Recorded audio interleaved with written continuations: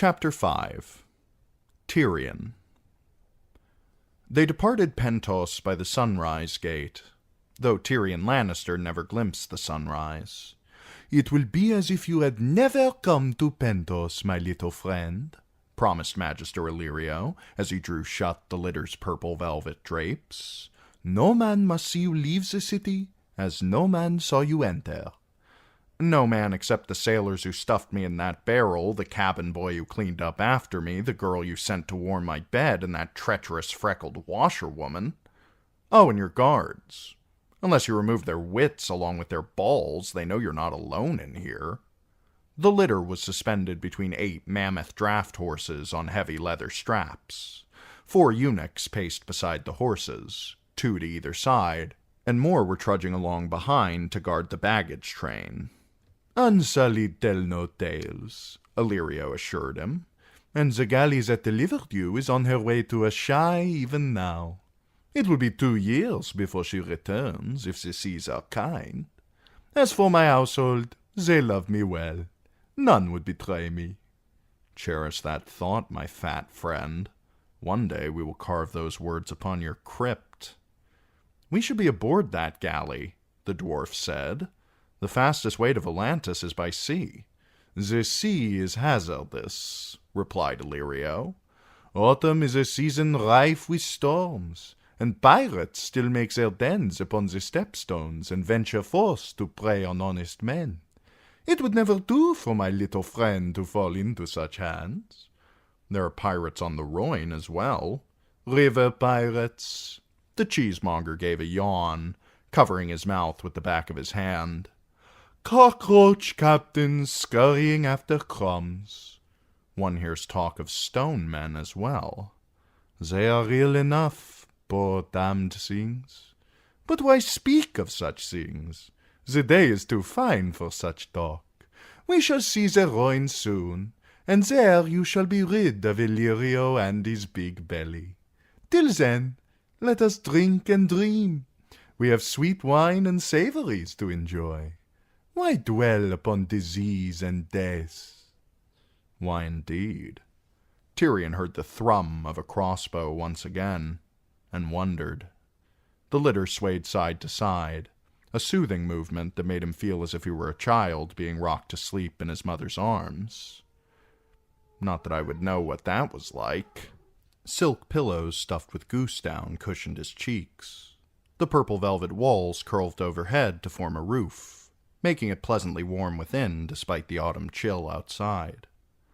A train of mules trailed behind them, carrying chests and casks and barrels, and hampers of delectables to keep the Lord of Cheese from growing peckish. They nibbled on spiced sausage that morning, washed down with a dark smokeberry brown. Jellied eels and Dornish reds filled their afternoon. Come evening, there were sliced hams, boiled eggs, and roasted larks stuffed with garlic and onions, with pale ales and Mirish fire wines to help in their digestion. The litter was as slow as it was comfortable, however, and the dwarf soon found himself itching with impatience. "How many days until we reach the river?" he asked Illyrio that evening. "At this pace, your queen's dragons will be larger than Aegon's 3 before I can lay my eyes upon them." "Would it were so! A large dragon is more fearsome than a small one." The Magister shrugged. "Much as it would please me to welcome Queen Daenerys to Volantis, I must rely on you and Griff for that. I can serve her best in Pentos, smoothing the way for her return. So long as I am with you, though, well, an old fat man must have his comforts, yes? Come, drink a cup of wine." "Tell me," Tyrion said as he drank, "why should a Magister of Pentos give 3 figs who wears the crown in Westeros? Where is the gain for you in this venture, my lord?" The fat man dabbed grease from his lips. "I am an old man, grown weary of this world and its treacheries. Is it so strange that I should wish to do some good before my days are done? To help a sweet young girl regain her birthright?" "Next you will be offering me a suit of magic armor and a palace in Valyria." If Daenerys is no more than a sweet young girl, the Iron Throne will cut her into sweet young pieces. Fear not, my little friend. The blood of Aegon the Dragon flows in her veins, along with the blood of Aegon the Unworthy, Maegor the Cruel, and Baelor the Befuddled. Tell me more of her.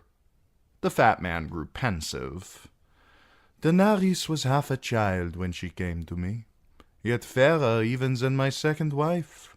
So lovely I was tempted to claim her for myself. Such a fearful, furtive thing, however. I knew I should get no joy from coupling with her. Instead, I summoned a bed warmer and fucked her vigorously until the madness passed.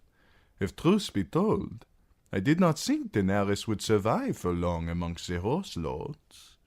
That did not stop you selling her to Count Drogo.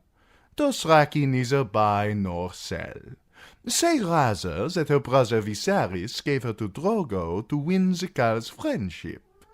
A vain young man, and greedy. Viserys lusted for his father's throne, but he lusted for Daenerys too, and was loath to give her up. The night before the princess wed, he tried to steal into her bed, insisting that if he could not have her hand, he could claim her maidenhead. Had I not taken the precaution of posting guards upon her door, Viserys might have undone years of planning. He sounds an utter fool. Viserys was Mad Aerys' son, just so. Daenerys is quite different. He popped a roasted lark into his mouth and crunched it noisily, bones and all.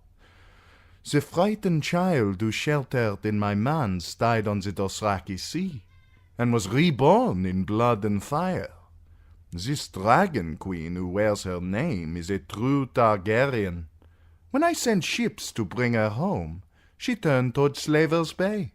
In a short span of days she conquered Astapor, made Yunkai bend the knee, and sacked Meereen. Mantaris will be next, if she marches west along the old Valyrian roads. If she comes by sea, well, her fleet must take on food and water at Volantis.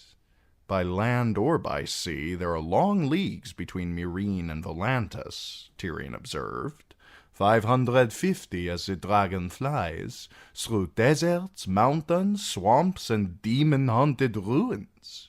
Many and more will perish, but those who survive will be stronger by the time they reach Volantis, where they shall find you and Griff awaiting them, with fresh forces and sufficient ships to carry them all across the sea to Westeros. Tyrion pondered all he knew of Volantis, oldest and proudest of the 9 free cities. Something was awry here. Even with half a nose, he could smell it. It's said there are 5 slaves for every free man in Volantis. Why would the Triarchs assist a queen who smashed the slave trade? He pointed at Illyrio. For that matter, why would you? Slavery may be forbidden by the laws of Pentos, yet you have a finger in that trade as well, and maybe a whole hand. And yet you conspire for the Dragon Queen and not against her. Why? What do you hope to gain from Queen Daenerys? Are we back to that again? You are a persistent little man. Illyrio gave a laugh and slapped his belly. As you will. The beggar king swore that I should be his master of coin, and a lordly lord as well. Once he wore his golden crown, I should have my choice of castles, even Casterly Rock if I desired. Tyrion snorted wine back up the scarred stump that had been his nose. My father would have loved to hear that. Your lord father had no cause for concern. Why would I want a rock? My manse is large enough for any man, and more comfortable than your draughty Westerosi castles. Master of coins, though. The fat man peeled another egg. I am fond of coins. Is there any sound as sweet as the clink of gold on gold? A sister's screams. Are you quite certain that Daenerys will make good her brother's promises? She will, or she will not. Illyrio bit the egg in half. "I told you, my little friend, not all that a man does is done for gain. Believe as you wish, but even fat old fools like me have friends, and debts of affection to repay." Liar, thought Tyrion. There is something in this venture worth more to you than coin or castles. "You meet so few men who value friendship over gold these days." "Too true," the fat man said, deaf to the irony. "How is it that the spider became so dear to you?" "We were young together, two green boys in Pentos." Varys came from Myr. "So he did. I met him not long after he arrived, one step ahead of the slavers. By day he slept in the sewers. By night he prowled the rooftops like a cat. I was near as poor, a bravo in soiled silks, living by my blade. Perhaps you chanced to glimpse the statue by my pool. Piso Malanon carved that when I was 6 and 10. A lovely thing. So now I weep to see it. Age makes ruins of us all. I'm still in mourning for my nose. But Varys, in Myr he was a prince of thieves, until a rival thief informed on him. In Pentos his accent marked him, and once he was known for a eunuch he was despised and beaten. Why he chose me to protect him I may never know. But we came to an arrangement. Varys spied on lesser thieves and took their takings. I offered my help to their victims, promising to recover their valuables for a fee. Soon every man who had suffered a loss knew to come to me, whilst the city's footpads and cutpurses sought out Varys, half to slit his throat, the other half to sell him what they'd stolen. We both grew rich, and richer still when Varys trained his mice. In King's Landing he kept little birds. Mice, we called them then. The older thieves were fools, who sought no further than turning a night's plunder into wine.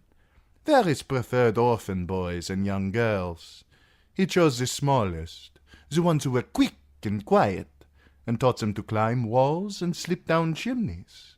He taught them to read as well. We left the gold and gems for common thieves.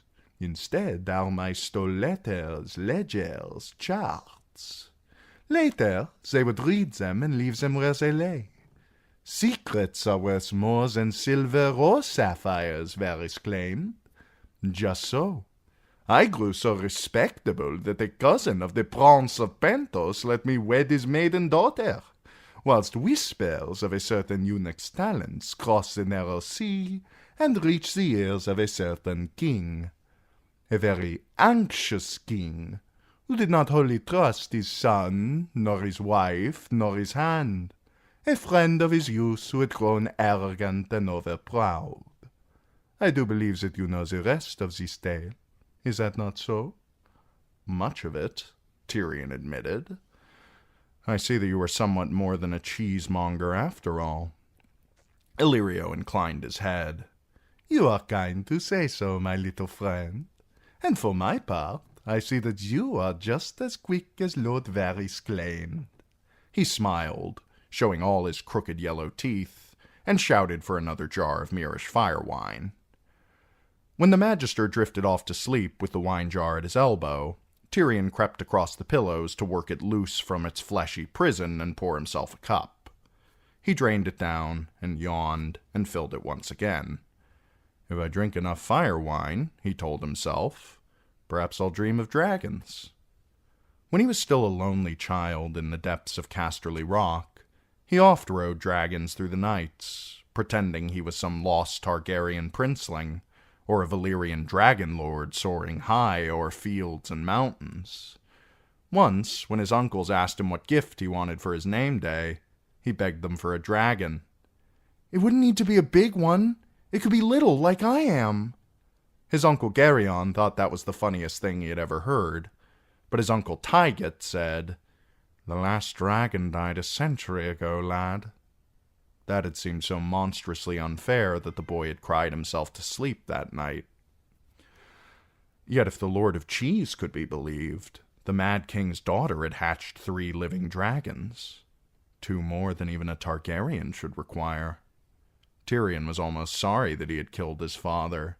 He would have enjoyed seeing Lord Tywin's face when he learned that there was a Targaryen queen on her way back to Westeros with 3 dragons, backed by a scheming eunuch and a cheesemonger half the size of Casterly Rock. The dwarf was so stuffed that he had to undo his belt into the topmost laces of his breeches. The boy's clothes his host had dressed him in made him feel like 10 pounds of sausage and a 5-pound skin. If we eat this way every day, I will be the size of Illyrio before I meet this dragon queen. Outside the litter, night had fallen. Inside, all was dark. Tyrion listened to Illyrio's snores, the creak of the leather straps, the slow clop-clop of the team's iron-shod hooves on the hard Valyrian road, but his heart was listening for the beat of leathern wings. When he woke, dawn had come. The horses plodded on, the litter creaking and swaying between them. Tyrion pulled the curtain back an inch to peer outside, but there was little to see but ochre fields, bare brown elms, and the road itself, a broad stone highway that ran straight as a spear to the horizon. He had read about Valyrian roads, but this was the first he had seen. The freehold's grasp had reached as far as Dragonstone, but never to the mainland of Westeros itself. Odd, that. Dragonstone is no more than a rock. The wealth was farther west, but they had dragons. Surely they knew that it was there. He had drunk too much last night. His head was pounding, and even the gentle swaying of the litter was enough to make his gorge rise in his throat. Though he said no word of complaint, his distress must have been plain to Illyrio Mopatis. "Come, drink with me," the fat man said. "A scale from the dragons that burned you, as they say." He poured for them from a flagon of blackberry wine so sweet that it drew more flies than honey. Tyrion shooed them off with the back of his hand and drank deep. The taste was so cloying that it was all he could do to keep it down. The second cup went down easier, however. Even so, he had no appetite, and when Illyrio offered him a bowl of blackberries and cream, he waved it off. "I dreamed about the queen," he said. "I was on my knees before her, swearing my allegiance, but she mistook me for my brother Jaime and fed me to her dragons. Let us hope this dream was not prophetic. You are a clever imp, just as Varys said, and Daenerys will have need of clever men about her. Sir Barristan is a valiant knight and true, but none, I think, has ever called him cunning. Knights know only one way to solve a problem. They couch their lances and charge. A dwarf has a different way of looking at the world. What of you, though? You are a clever man yourself." "You flatter me." Illyrio waggled his hand. "Alas, I am not made for travel, so I will send you to Daenerys in my stead. You did her grace a great service when you slew your father, and it is my hope that you will do her many more. Daenerys is not the fool her brother was. She will make good use of you." "As kindling," Tyrion thought, smiling pleasantly. They changed out teams only thrice that day, but seemed to halt twice an hour at the least so Illyrio could climb down from the litter and have himself a piss. "Our Lord of Cheese is the size of an elephant, but he has a bladder like a peanut," the dwarf mused. During one stop, he used the time to have a closer look at the road. Tyrion knew what he would find. Not packed earth, nor bricks, nor cobbles, but a ribbon of fused stone raised a half-foot above the ground to allow rainfall and snowmelt to run off its shoulders.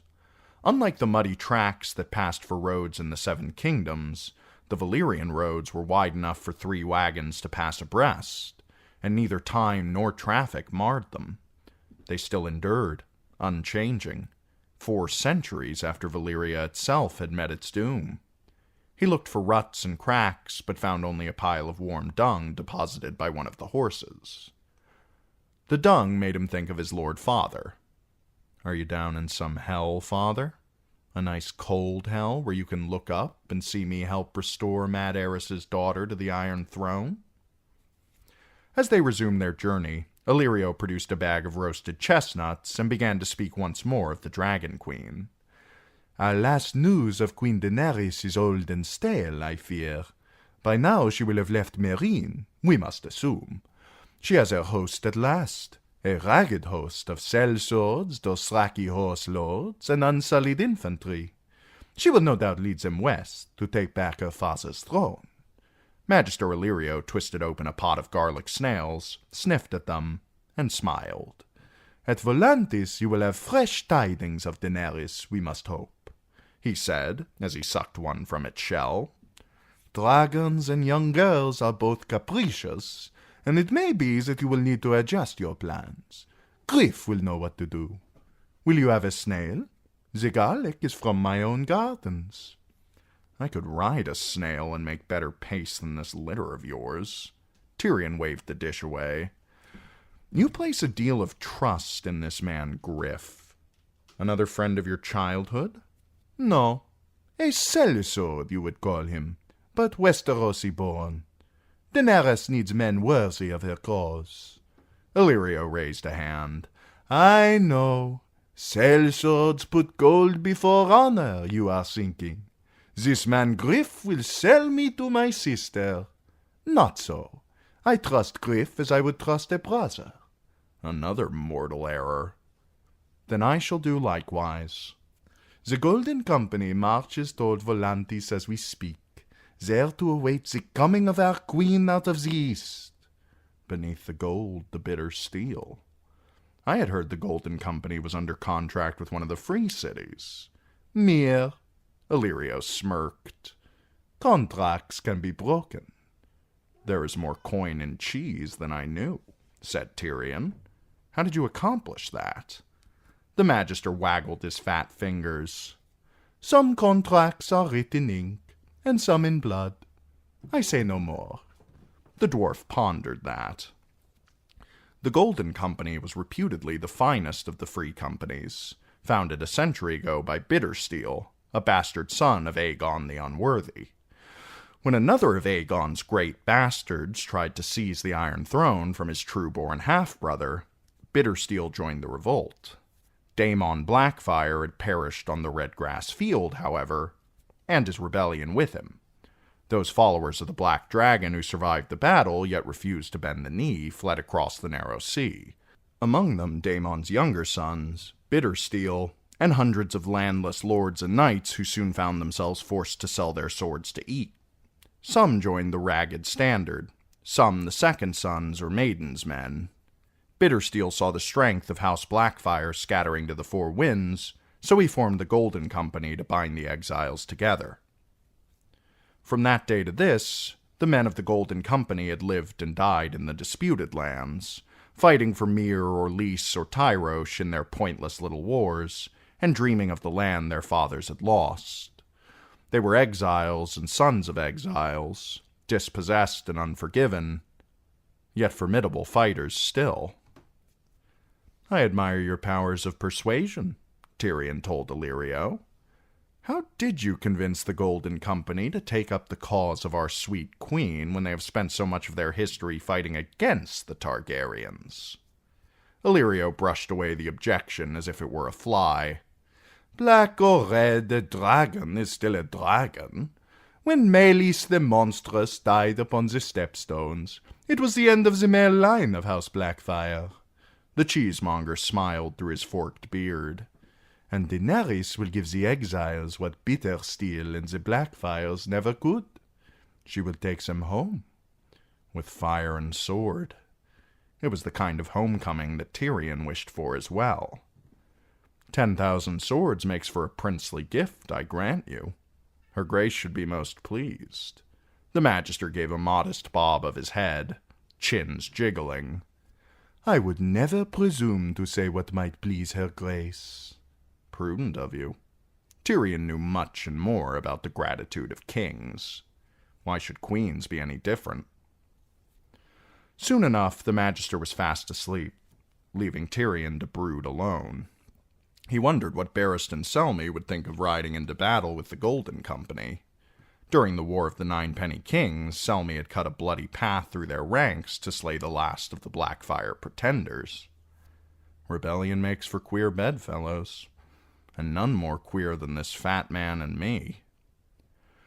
The cheesemonger woke when they stopped to change the horses and sent for a fresh hamper. "How far have we come?" the dwarf asked him as they stuffed themselves with cold capon and a relish made of carrots, raisins, and bits of lime and orange. "This is Andalos, my friend, the land your Andals came from. They took it from the hairy men who were here before them, cousins to the hairy men of Ib. The heart of Hugor's ancient realm lies north of us, but we are passing through its southern marches. In Pentos these are called the Flatlands. Farther east stand the Velvet Hills, whence we are bound." Andalos. The faith had taught that the seven themselves had once walked the hills of Andalos in human form. The Father reached his hand into the heavens and pulled down 7 stars, Tyrion recited from memory, and one by one he set them on the brow of Hugor of the Hill to make a glowing crown. Magister Illyrio gave him a curious look. "I did not dream my little friend was so devout."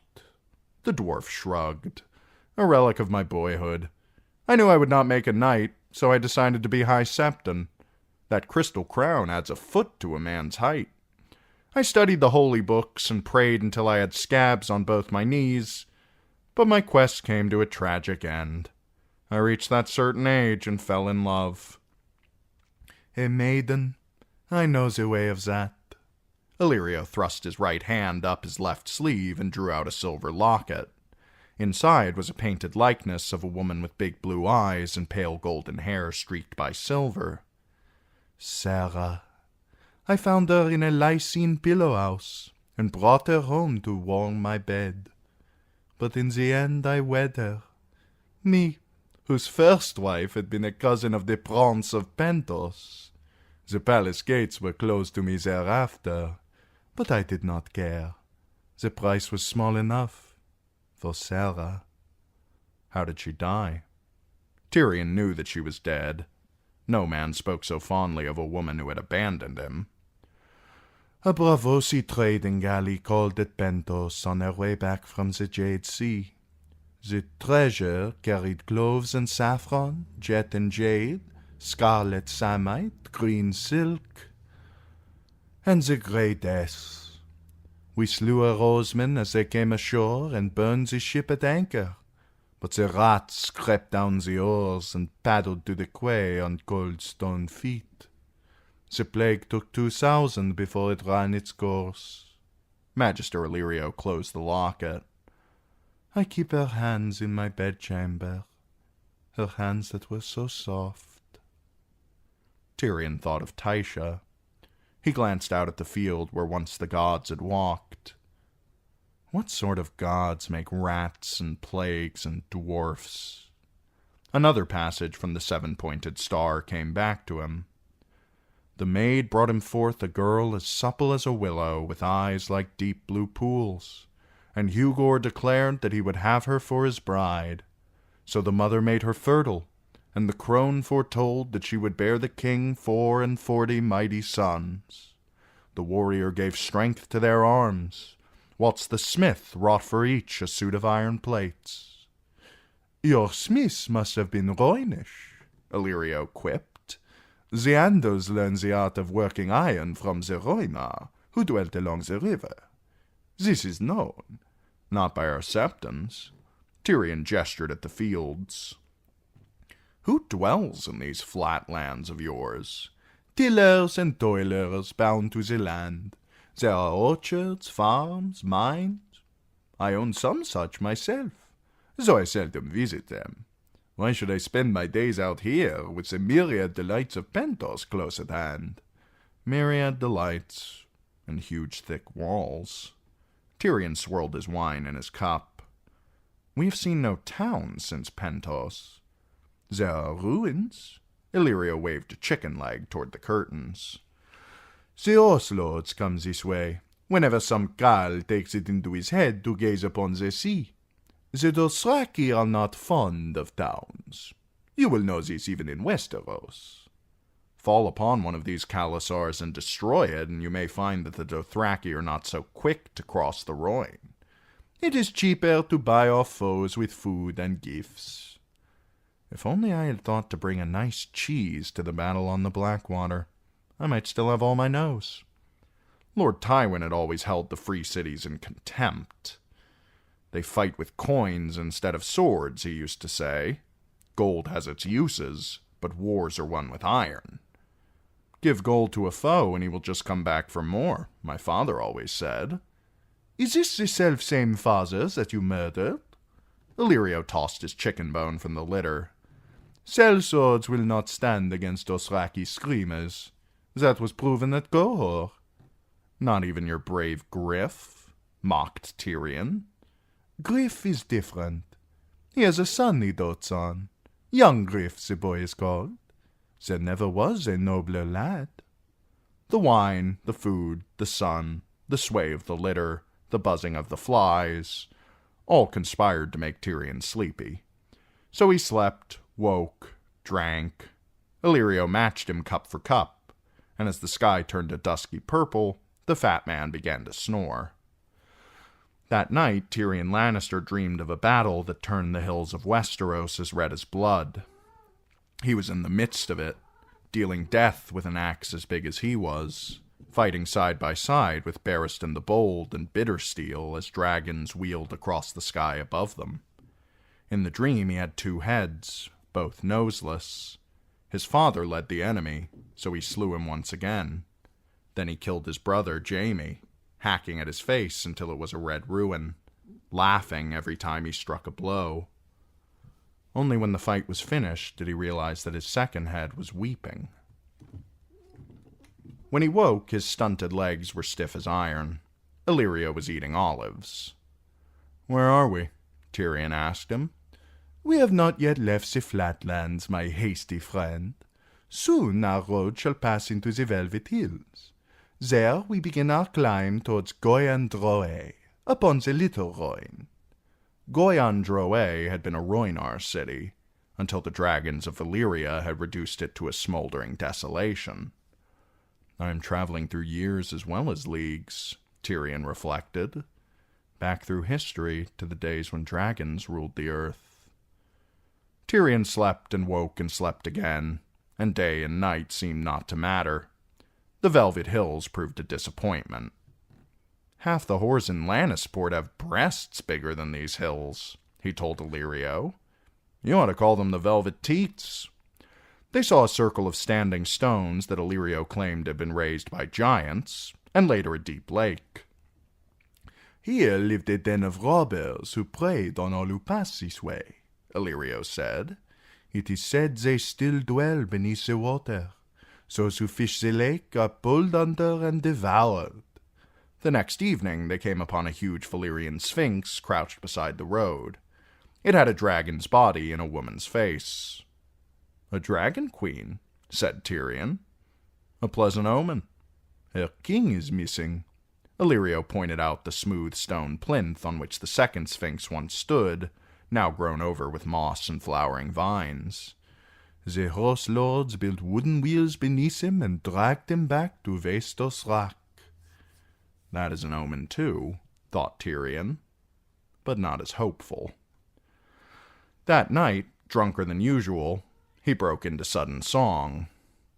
"He rode through the streets of the city, down from his hill on high, o'er the winds and the steps and the cobbles, he rode to a woman's sigh. For she was his secret treasure, she was his shame and his bliss, and a chain and a keep are nothing compared to a woman's kiss." Those were all the words he knew, aside from the refrain.